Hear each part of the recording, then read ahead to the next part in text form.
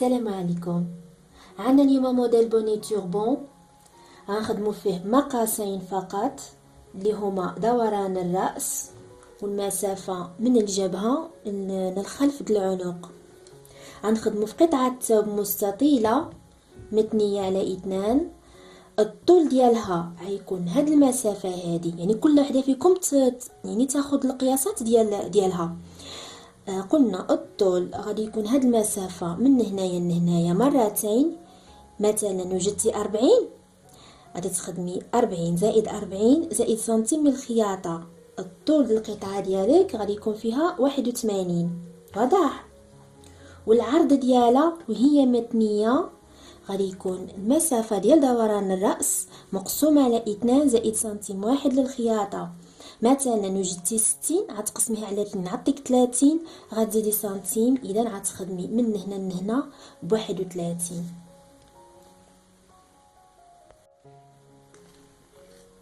هذا المثال. اول خطوه غنقوم بها هي اننا غادي نخيطوا هذه المسافه هذه كامله.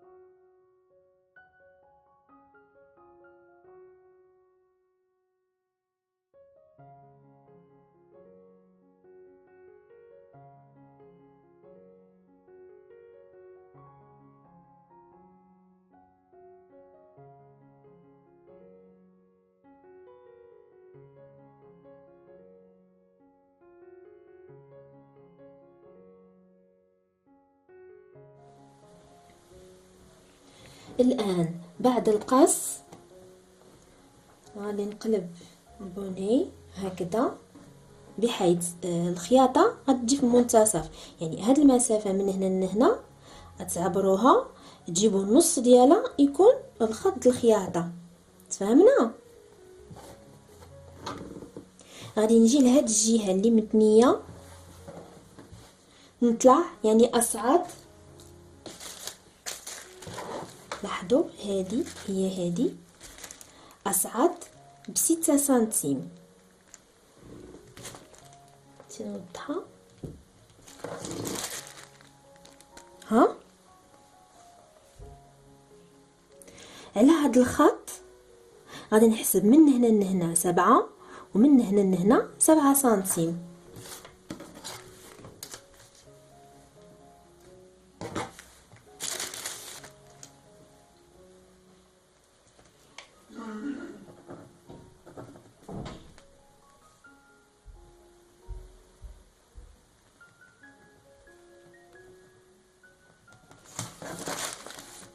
هنايا 7 وهنايا 7. ضروري ما تماركيوها على الثوب، ها ضروري ما يتمارك هنايا خط، يعني ترسموا خط تكون 7 من هنا وعلامه، عاود 7 من هنا يعني وعلامه، باش هذا الخط غادي يساعدنا في الخياطه الاخيره ديال البوني.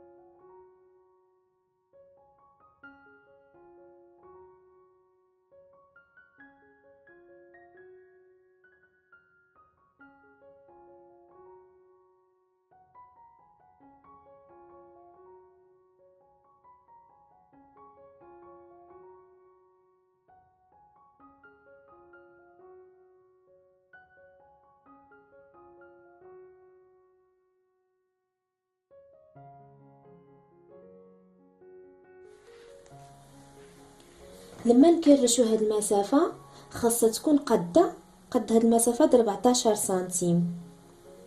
هنايا عندكم الاختيار، تقدروا تخليوها بحال هكذا وتمروا عليها بالخياطه، ومن بعد راح حنايا كنوليو نخبيو هاد المسافه هادي مره ثانيه بخياطه ثانيه كيجي شكلها جميل. تقدروا تخليوها هكايا كي كتجي مزيونه.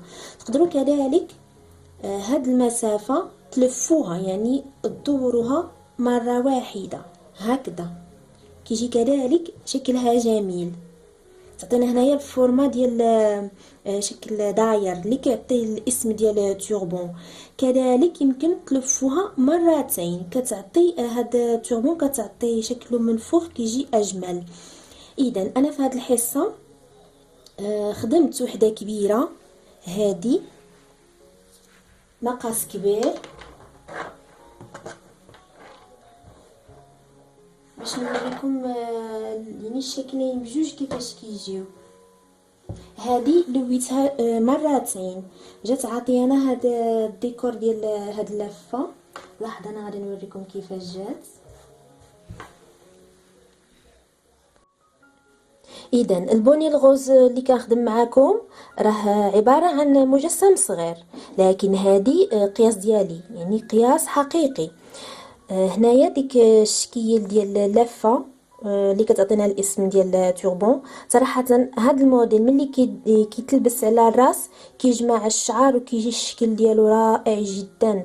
غتجربوه وان شاء الله غادي يعجبكم.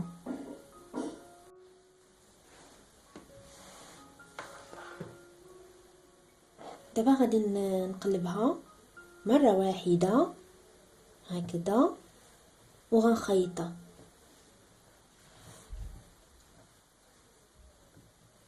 ولكن انتبهوا غنخيطها غير في هذا الجزء الفوقاني، بمعنى غادي نثبت هاد الطرفين هذا وهذا بهاد المكانين اللي حددنا في الدرس. تفهمنا؟ غادي نمر بالخياطه هكذا فقط في هذا الجزء الفوقاني بحال اللي شرحت، ونعود.